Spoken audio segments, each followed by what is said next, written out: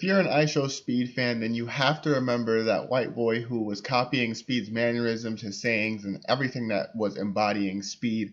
And at the time, he was getting a lot of notoriety, but I didn't even notice that after a couple of months, he completely fell off. So today, we're going to be reacting to whatever happened to iShowSpeed's copycat clone. Before we jump into it, please be sure to leave a like on the video, comment down below if you have any recommendations of what you would like to see next, and of course, hit that subscribe button to help me hit my goal of 5K subscribers by the end of summer 2023. Let's get right into the reaction. Why are you doing this? Hey, shout out my nigga, I'm Dante. His parents, just gonna say that. This is like scary. This is like really Yeah, at the time he was like towing a very, very fine line because he's like saying everything Speed does, doing everything Speed does, and it was a scary bit for weird. him. I don't think he should be doing this. White Boy M, the iShowSpeed copycat that was once one of the most hated and viral sensations on the internet. His mannerisms, his catchphrases, Are you serious right now, bro? his content, his voice, Bro, who is this copycat, chat? and even his facial expressions. Anything that iShowSpeed did,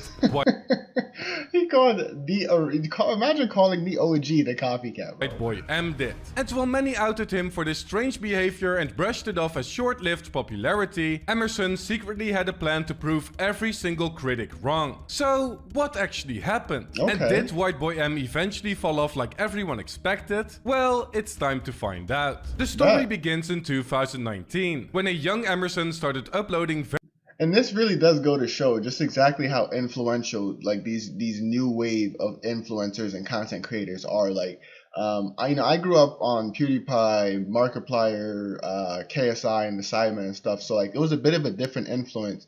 But like, Speed, Aiden Ross, and them, they all have a completely new impact on the next generation, and it's kind of scary because of like the sus stuff that they do. Like we'll see Speed do some really weird stuff. Aiden Ross has done some questionable stuff in his path, and these kids are all watching and they want to be like them. They want the same fame, the same type of reactions from fans and stuff. 2019, when a young Emerson started uploading various vlogs about his summer. He swam in pools, did mukbangs, and challenged his friends. However, after uploading his first day of school video, he started taking content creation more seriously and began pursuing his dream of going viral. At the time, public interviews were extremely popular, so White Boy M started doing them. Alright, today's question is, if you was in 6ix9ine's position, would you snitch or would you stay silent? Stay silent. And despite him not seeing any success, I'm gonna tell you this right now. Whoever the hell, hold on. Would you stay silent? Stay.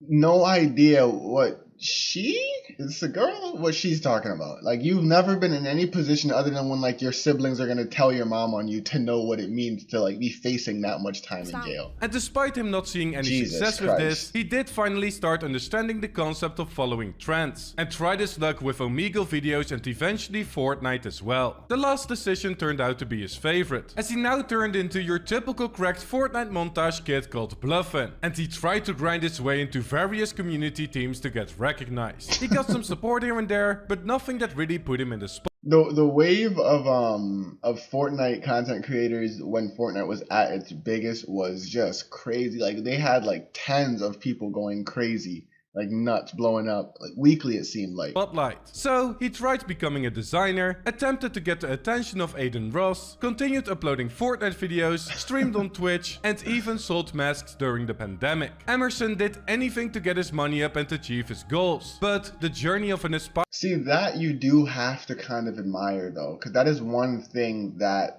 this new wave of content creators and influencers is teaching young kids, is that you can make money alternative ways. You don't have to just go to school, get a job and whatnot. And it's even one thing that I've taken from this new wave of influencers is trying to find alternative means of making money. And luckily for these kids, they're still young, so they don't even have to worry about getting a job yet. They can just like, find a way online. As he faced various issues with his mental health and considered quitting plenty of times, until he had an epiphany. Bluffin finally realized how he could grab the attention of the internet, and that was by following in the footsteps of his idol, Aiden Ross. He started posting videos on Twitter not having Aiden Ross as an idol is crazy. Where he suddenly became very vocal and energetic. I'm actually actually had it, bro. I don't know why you guys are saying that people could be ousty in a 1v1, bro. And when he combined this with tagging massive Fortnite players in the community and showing off his dance moves, momentum finally started picking up. Pixel and Day shared a video of Bluffin to Face Sway, who retweeted it, and this gave him the boost that he desperately wanted. However, he was hungry for more and aspired to grow bigger than the community that he was in. Emerson noticed that changing his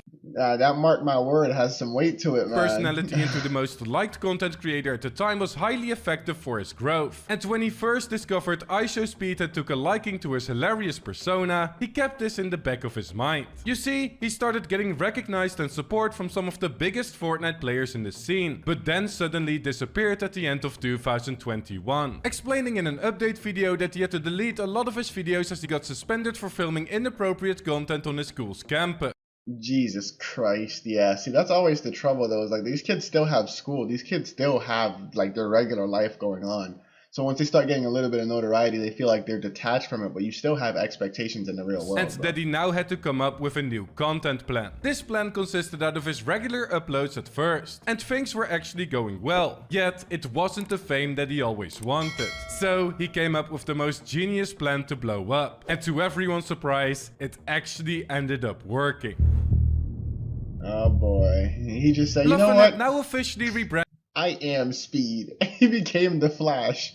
He became Sonic. And to White Boy M. And the strategy of copying personalities of famous streamers got taken to a whole new level. Oh, I mean, boy. we already knew that Emerson... You see a crazy change there because, you know, he's interviewing like these old white couples and stuff, interviewing like his other school members and whatnot. And then all of a sudden he's around 900 black dudes. Became a big fan of iShowSpeed like, over the year of 2021. And his dedication to consuming his content allowed him to pull off the biggest stunt that he had ever done, becoming iShowSpeed himself. He started copying his voice, his mannerisms and his facial expressions, resulting in TikTok calling him out for it, and it grabbing the attention of one of his idols. However, this was only the beginning, as he took this opportunity and ran with it, making a diss track on iShowSpeed that went completely viral with over 3 million views. Jeez, he hit him with it. He hit him with it. See, this is called capitalizing on an opportunity right here. It was genius, as it immediately caught the interest of Aiden Ross and iShowSpeed His himself. idol. But they see now, right? You got your idol watching your content, and you know he is because he's posting him watching it on his channel, which is blowing you up even more. And you got the dude who you're mimicking watching your content. You made a diss track about him, so now you're in the content loop where the biggest streamers are watching you, so your name is being pushed by those people. YouTube is going to push you because now the biggest streamers are paying attention to you, and your content's getting a push because now there's more views flooding to your channel. Weren't impressed, and Speed didn't enjoy it whatsoever, which ultimately set the tone for M's reputation. The thing is, a fun innocent copycat like this could be the internet's biggest hero when Speed and other creators found it funny and appreciated the humor behind it. Yet, this wasn't the case when everyone took his trolling way too serious, with Kaisenet criticizing his content. I don't think right now, bro, the way you acting right now, I don't think it's gonna go far for you. And the rest of the internet clowning on him. This resulted in not only a wave of attention and him hitting 50,000 subscribers. Hey, when you got Dante on your ass, bro, it's almost over for you. But also a ton of hate from fans of these streamers and other critics. Yet, it didn't stop his impact on the community. True. As his "Are you serious right now" catchphrase became a true phenomenon in internet culture. In fact, White Boy M appreciated all the attention, positive or negative, as it was all part of his plan of blowing up. And it wasn't long before he got 100,000 subscribers on YouTube and his silver play button. Because of this, Patrick CC noticed the trajectory that this teenager was on and came out with a video calling him the most embarrassing iShowSpeed. Yikes. See, when Patrick CC get on that ass, it's over, bro. It's over. Copycat, which got over 2.4 million views as it fed into the hate and bad reputation that White Boy M already had. And in this video, he downplayed... Bro, this is the impact Speed has on children, bro. Why would you want to copy this? This man is gonna, first of all, he looks like he's about to die right here. Bad reputation that White Boy M already had. And in this video, he downplayed his success by claiming in the title that this was his 11 minutes of fame, labeling him as an average Aiden Ross viewer, and ending the video with a speech about how he didn't grind for years. And the craziest part is Patrick CC wasn't even wrong. Not only wasn't even the average Aiden Ross viewer, he was the Aiden Ross viewer. Like, he was that Aiden Ross. He's idolized him, which is crazy. Like you're supposed to as a creator, and that his Aiden career Ross will as come an crashing idol. down as a result of his quick rise to fame. This documentary resulted in a lot of reactions agreeing with everything that he said, but also made people realize that he's just incredibly good at trolling and not harming anyone. So was this reaction by all of these big creators really necessary? Was it really that serious? And would the copying eventually become his downfall? Okay, so maybe he did, because I mean, I figured it was just a troll and that he would fall off like within a few months, because, or like he would not fall off, but he would find a different niche, find someone else to copy or something. Well, Kaisenet and Patrick had a point. White Boy M couldn't do this forever. Attention and trends on social media don't last a lifetime. And when you pair your relevancy to the relevancy of another streamer, you're playing a dangerous game. But what everyone seemed to miss is that Emerson was smarter than he looked. This was his strategy from the beginning, from when he first started seeing momentum with attention-grabbing Twitter videos. And he has nowadays switched to his own personality again after the peak of his fame. White Boy M streams currently feature his regular voice and mannerisms. Y'all see the new camera though? Like y'all can see my whole room, bro. He has a loyal fan base on YouTube that watches his vlogs. He gains thousands of subscribers every month. Has a TikTok with more than 2 million followers on which he gets crazy views with his... What I've been told is though that getting, like, my little brother has a video on TikTok with 1 million views, I'm pretty sure, and he only has like 100 followers. Like with TikTok, getting 1 million views isn't hard, is what I've been told. Dance moves and maintains an active Instagram with more than 150,000 followers. In fact, the hate seems to have faded, and not many people... See, that's crazy though. 100 million followers is crazy. Followers. In fact, the hate seems to have faded. I think he said that wrong. Maintains an active Instagram with more than 150,000 followers. Oh, he said 150,000. I thought he said 100 million. I'm like, whoa. In fact, the hate seems to have faded, and not many people recognize him as the iShowSpeed clone anymore, with only a few mentioning it and others shutting this hate down quickly. Also, he is making stupendous amounts of money from the audience he built up, with him flexing stacks of cash almost every week, him having an iced out chain and a Cartier watch that are worth tens of thousands of dollars, and him promoting various companies on his social media, all at only 16 years old. Now of course, him buying these depreciating assets resulted in a lot of criticism as well, with some even claiming that he was going to lose all of his money. But the man is only a teenager and clearly knows... Yeah, I was gonna say, to be 16 and to have a bust down, like, it don't matter. It doesn't matter, because he still has so much time ahead of him. I know it's life, anything can happen. You can always kick the bucket at any time, but at the same time, like, if he's got his parents around him, if he's got anyone smart around him, they'll find ways to invest at least some of that money into his future. I think he played it smart. He really did play it smart, in my opinion. Because if you think about it, like, he took the height of his fame, capitalized on it, got brand deals, things like that, which last a while, and now he has a audience that's still willing to stick by him despite all of that. So that's what it means to stay relevant, even calling out those that doubted the long-term success of his career and making them look foolish. White Boy M showed everyone that he simply just used iShowSpeed as a stepping stone to show off his real talents, as he's appreciated. Now let me get a little controversial here though. You remember how, you know how all those bots be like, you know, all white people do is steal culture. This is a prime example, man. You're feeding into it, dog. You're feeding into it. I mean, listen, get your bag. I understand getting that bag, so do what you got to do. But this is what people talk about when people do talk about it, is people just jump in. They just literally just steal somebody's whole shit, make their money off of it, and then peace out, because they don't really care about the actual culture. And I'm sure Speed doesn't either. So, it's a bit of a dull argument. But I'm just saying, this is where they're coming from when they say stuff like that. A lot for his dancing skills on TikTok, his fashion sense on Instagram, and his entertaining vlogs on YouTube. I mean, he even went on a school tour where kids were literally screaming for him.